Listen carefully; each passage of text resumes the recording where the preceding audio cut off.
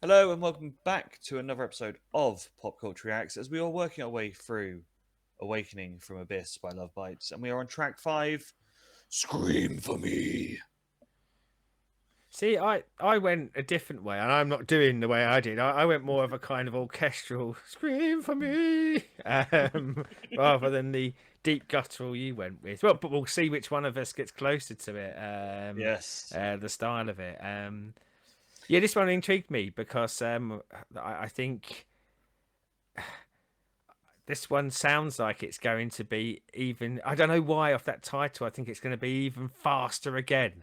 And I don't know whether that's possible anymore. Or it's Um, going to be a massive anthem. yeah, yeah, yeah, With yeah. I don't know. big old I kind of get like sing-alongs. horror vibes rather than Scream for me says horror to me rather than I guess it could be that big. Yeah, as you say, the one that when you're playing it live, like it's the audience. Come on, audience, scream along. Whereas yeah, my mind went to I'm gonna murder you. And you're gonna scream for me. I've been watching a lot of horrors recently, though, so that's probably why my mind went that way. So, shall we find out where Scream for Me goes? Yep. Let's do this. Let's go.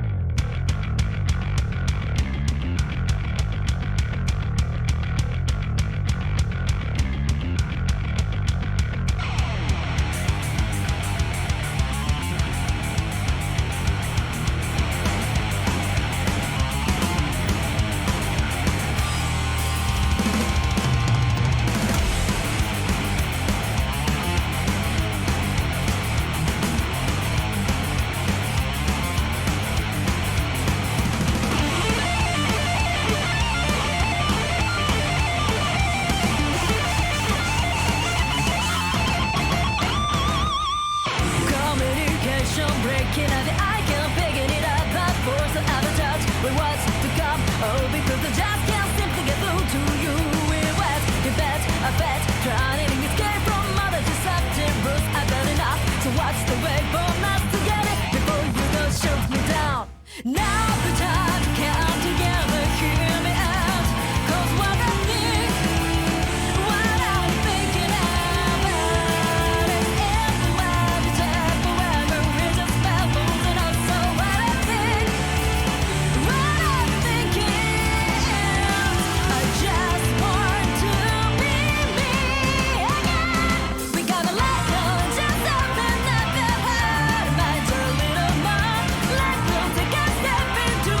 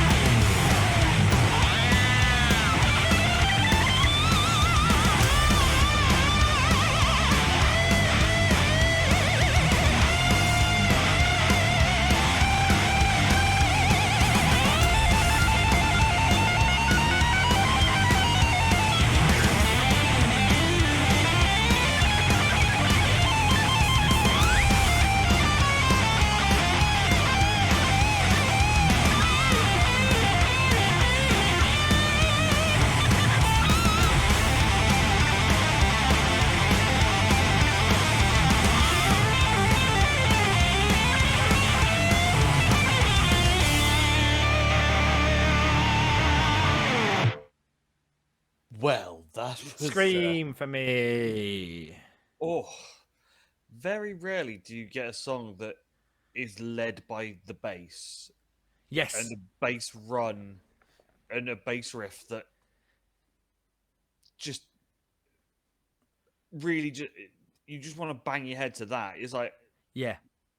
I, oh, I Thing love is, that. that for a massive part of the song, like I was thinking, like bass is start of the show because obviously you start off like it's laid out with the bass, isn't it? But that kind of and I think the bass and that bass riff is the star and obviously drives the song, but I almost don't want to singularly focus on that because I think there was so much else going on again as well, wasn't there? Yeah, And I think I'll get this out of the way now, for the fact that I know people hate it when I say this, but that it wasn't. I actually thought the pace come down on this one. I thought it really was a slower pace one, and not as a negative. I think actually to its benefit, but it's also the one where we talked about how a lot of music influences seem to be layered and layered in, and this one, there's no denying it. This has got like tons of the anime style music influences when you come to the chorus, and I think that the pace had to come down for them to integrate that in. Because I think that would not have worked at kind of the pace of the last three tracks, but yeah, all the better for it. I thought fantastic for that. It's almost that kind of, and I guess the reason why it's often used in that medium is it's almost that triumphant moment with music, isn't it? So yeah, it's I guess the equivalent in like the Western world and Western movies of the trumpet, the fanfare, that bit where the hero rises up. Like you're doing that with the crescendo of the music and the way that she delivers the lyrics, and yeah, I think really good from that standpoint for me. yeah. It said it.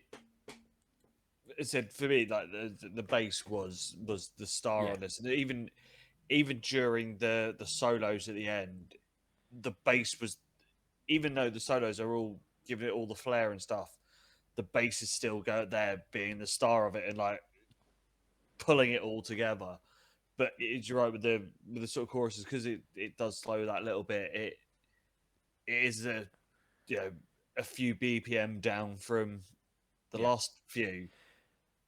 It has that a bit more grandeur yes, to it yeah. that fits, as you say, for like animes and stuff. Yeah, the kind of pomp and circumstance moment of it Yeah, that is harder, I think, to achieve the speedier it's going.